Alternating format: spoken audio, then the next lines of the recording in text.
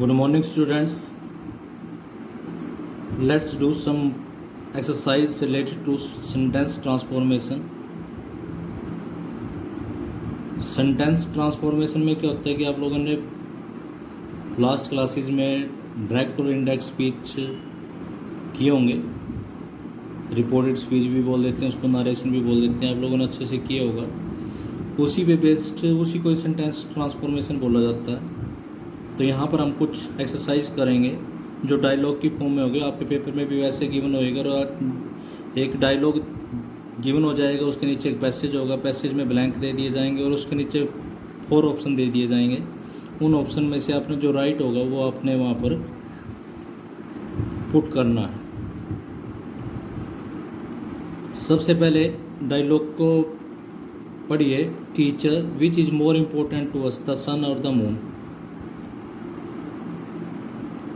प्यूपिल, the moon is more important than the sun. जब भी आप सेंटेंस ट्रांसफॉर्मेशन करें रिलेटेड टू डायरेक्ट और इनडायरेक्ट स्पीच, उसमें सबसे पहले आपको एक सेंटेंस को पहचानना आना चाहिए कि आपके सामने जो सेंटेंस है वो आस्किंग फॉर्म में, क्वेश्चन फॉर्म में है या असर्टिव फॉर्म में है. तो यहाँ पर सबसे पहले देखो आप लोग, यहाँ पर ये क्वेश्चनिंग की फॉर्म में है. अगला सेंटेंस असर्टिव की फॉर्म में, मतलब उसका जवाब दिया गया रिप्लाई फॉर्म में है. Teacher, why do you think so, next फिर क्वेश्चन की फॉर्म में है. प्यूपिल, फिर नेक्स्ट जो है वो रिप्लाई की फॉर्म में है. तो जो क्वेश्चन होगा, क्वेश्चन को चेंज करने का तरीका अलग होता है. असर्टिव सेंटेंस या रिप्लाई को चेंज करने का तरीका अलग होता है. सबसे पहले देखो यहाँ पर टीचर ने स्पीक किया. सबसे पहले आपको रिपोर्टिंग वर्ब चेंज करनी है. जैसे क्वेश्चन पूछा गया तो आप आस्क लगाएंगे, फर्स्ट स्टेप होगा आपका. यानी सबसे पहले ये ऑलरेडी चेंज मिलेगा आप लोगों को, लेकिन फिर भी आपको पता होना चाहिए. अब क्वेश्चन पूछा तो आस्क्ड आएगा, द टीचर आस्क्ड द प्यूपिल. इसके बाद सेकंड जो स्टेप आएगा, ये जो डॉट आपको दिखते थे, ये डॉट आपको इन्वर्टेड कोमा बताए गए होंगे. जब सेंटेंस से एक इंडिविजुअल सेंटेंस करवाया जाता है तो उसमें आपको इन्वर्टेड कोमास बताते रहते हैं और इन्वर्टेड कोमास को हटाने के लिए क्या क्या लगाया जाता है वो बताया जाता है. तो यहाँ पर आप लोगों ने कोलन को हटाना है.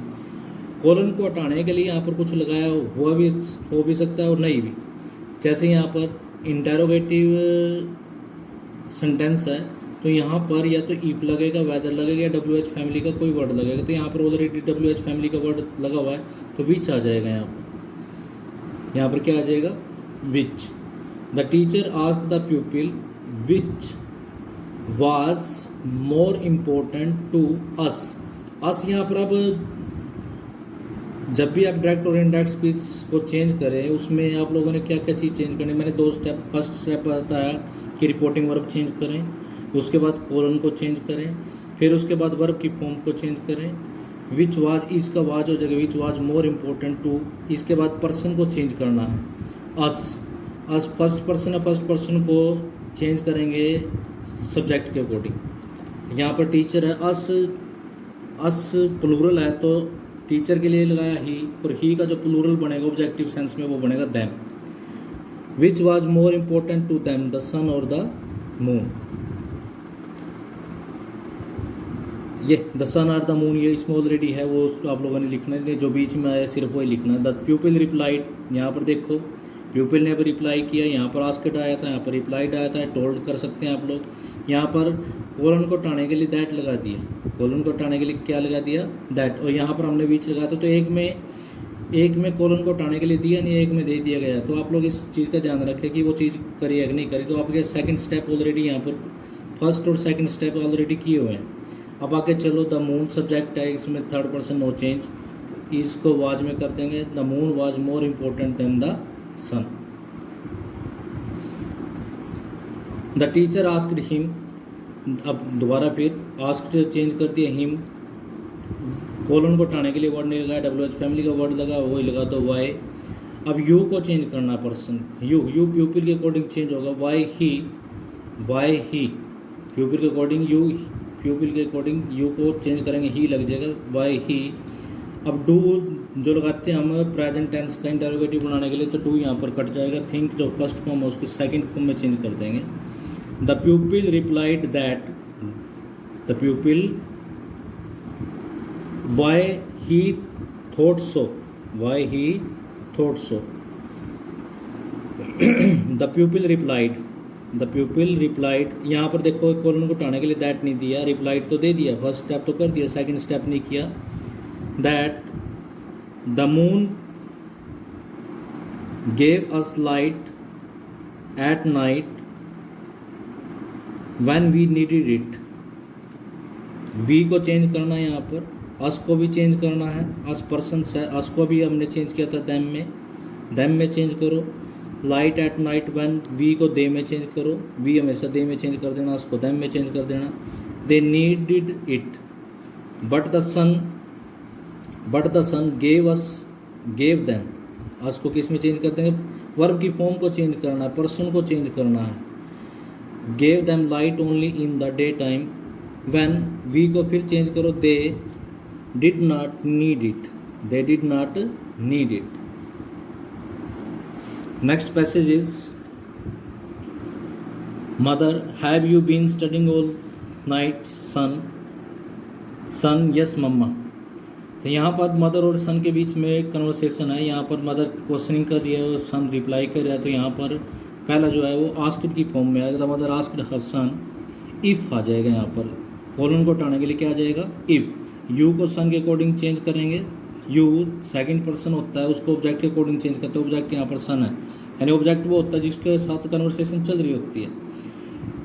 If he had been studying all night, if he had been studying all night son, the son said that नहीं लगाया, द सन सैड दैट, या यस के लिए the son said in affirmative या रिप्लाइड इन अफर्मेटिव, यस के लिए affirmative कर दो।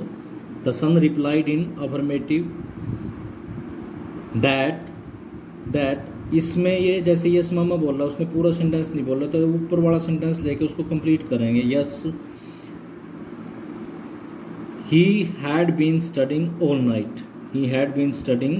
Night, the mother advised her, जैसे ये टेक वर्ब की फॉर्म से स्टार्ट हुआ, ये थर्ड की टाइप का आ गया है यहाँ पर। पहले आप लोगों ने ऊपरले पैसेज में देखा कि दो तरह के सेंटेंस करे, एक इंटेरोगेटिव करे, एक असर्टिव करे। यहाँ पर भी आप लोगों ने एक इंटेरोगेटिव एक असर्टिव, लेकिन यहाँ पर एक दूसरा सेंटेंस आ गया, take rest for at least an hour before your exam. ये वर्ब की फॉर्म से स्टार्ट है, ना कि क्वेश्चन की फॉर्म में, ना रिप्लाई की फॉर्म में। तो जब आपको इम्पेरेटिव की फॉर्म में दिया जाए, मतलब जिसमें आपको एडवाइस वगैरह या ऑर्डर वगैरह दिया जाए, तो उसको चेंज करने का अलग तरीका होता है।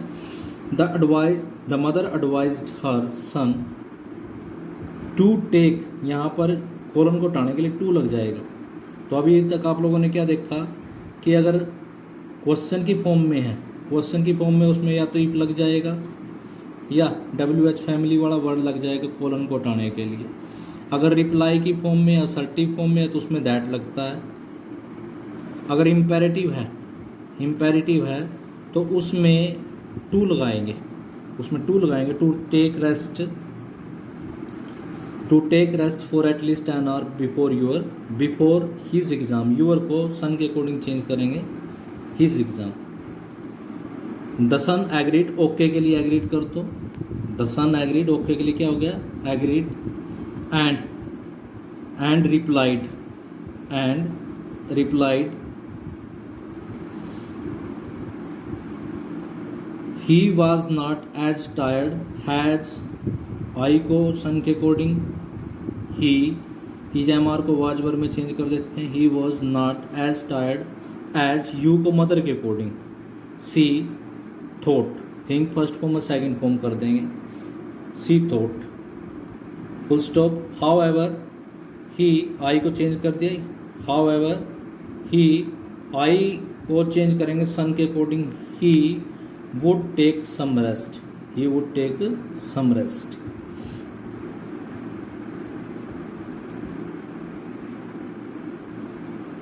दोबारा फिर मैं इसको रिपीट कर देता हूँ, दोनों पैसेज को थोड़ा ध्यान से देखें। जब भी डायरेक्ट और इनडायरेक्ट स्पीच जब आप करेंगे तो उसमें सबसे पहले आप लोगों ने क्या देखना है कि सबसे पहले रिपोर्टिंग वर्ब चेंज करनी है। अगर क्वेश्चन की फॉर्म में है तो आस्क्ड लगाएंगे, अगर रिप्लाई की फॉर्म में है तो टोल्ड लगा दें, रिप्लाइड लगा दें, आंसर्ड लगा दें।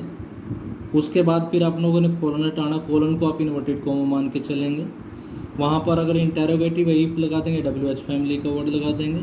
अगर असर्टिव है तो दैट लगा देंगे, अगर इम्पेरेटिव है तो टू लगा देंगे। उसके बाद फिर आप लोगों ने वहाँ पर पर्सन्स है, फर्स्ट पर्सन है तो सब्जेक्ट के अकॉर्डिंग, यानी कौन सा सब्जेक्ट है, लड़का है, लड़की है, या कोई नॉन लिविंग थिंग है, उसके अकॉर्डिंग उसके लिए ही लगा दे, सी लगा दे, इट लगा दे, उसको चेंज कर दें। फिर वर्ब की फॉर्म को चेंज करना है। वर्ब की फॉर्म जैसे इज आई तो वाज में चेंज हो गया, वर्ब की फर्स्ट फॉर्म थिंक आई तो सेकंड में चेंज हो गई, वर्ब की फर्स्ट फॉर्म गिव्स आई तो सेकंड में चेंज हो गई, गेव में हो गई, नीड फर्स्ट फॉर्म आई तो सेकंड, यानी फर्स्ट फॉर्म को सेकंड में चेंज करते हैं, इज आई मार को वाज वर्ब में चेंज करते हैं। तो इस प्रकार आप लोगों ने ये डायरेक्ट और इनडायरेक्ट स्पीच के जो पैसेज हैं, जो सेंटेंस ट्रांसफॉर्मेशन बोला जाता है, इनको आप कैसे ट्रांसफॉर्म करेंगे, कैसे चेंज करेंगे,